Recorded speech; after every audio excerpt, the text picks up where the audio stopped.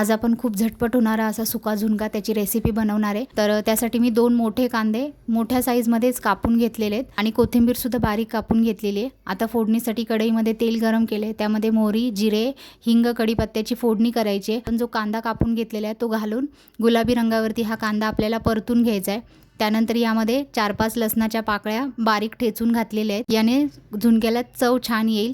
आता यामध्ये हळद, कांदा लसूण मसाला घालायचा आहे आणि 2 मिनिटं बारीक गॅसवरती हा परतून घ्यायचा आहे। आता यामध्ये 1 वाटी बेसन घालायचे आणि बारीक गॅसवरती हे बेसन व्यवस्थित भाजून घ्यायचे।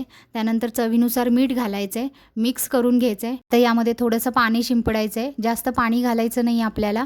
मी 2-3 वेळा पाणी शिंपडलेलं होतं आणि वरती झाकण ठेवून बेसनाचा पूर्ण कच्चेपणा जाईपर्यंत आपल्याला हे शिजवून घ्यायचं आहे। आता आपलं हे झुणका तयार आहे, त्यामध्ये वरून बारीक चिरलेली कोथिंबीर घालायची आणि मिक्स करून घ्यायचे। ही सुक्या झुणक्याची रेसिपी नक्की ट्राय करा। व्हिडिओ आवडला असेल तर लाईक करा, चॅनलला सबस्क्राईब करा।